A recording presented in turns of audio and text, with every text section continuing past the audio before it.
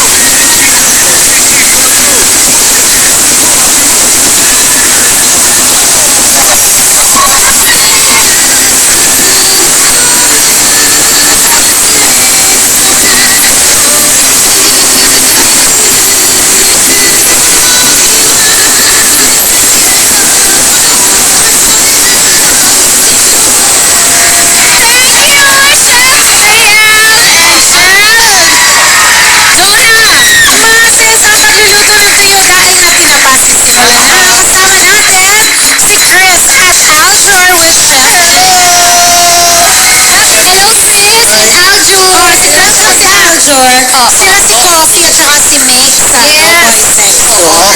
Alam niyo ba kung anong klaseng isda to? Tinapa. Tinapa. Makain ba kayo ng Yan tinapa? ang recipe natin ngayon, spaghetti alat tinapa. So, itong kawali natin, papainitin nyo na or kahit anong gamitin nyo. Lagyan natin konting oil. Basta tandaan nyo, pag mag-spaghetti kayo, magpapasta kayo, laging olive oil. Mas masarap talaga. Pag mainit na yan, lagyan natin yung garlic. Yung garlic minute na yan. Gusto mo bang dito? Yeah, sige, sige. Oh, sige. Ako po. Okay, Aljur. Aljur na lang. Aljur. Sisig, basta tutong kapampangan po. Kapampangan ka ba? Ay, di masarap ka magluto. Sarap. Aljur, for the date mo si Chris, saan mo siya dadalhin? One, sa isang deserted island. Huwag ka tumingin. Sa tuktok ng pinakamataas na building o sa tuktok ng pinakamataas na bundok overlooking the city. Pinakamataas na tuktok ng bundok. Yun. Kasi fresh yung air, tsaka romantic po. Malamig and masarap may kayakap. Lutuan na natin yung garlic. Meron tayo dito. Kahit mo ba doon, Chris? Sa tuktok ng bundok? Oo naman po, basta kasama si Aljur.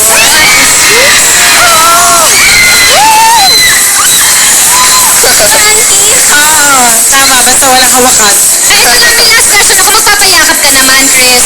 Bawal ang hawakan, nandun ako eh. Ay, ano ba? Kasali ka sa date? Kasali ako. Ay, nandun sa bundok? Oo. Hindi ka kasali sa date? Hindi ako makakaakyat. Hindi. Hindi ako makakaakyat ng bundok.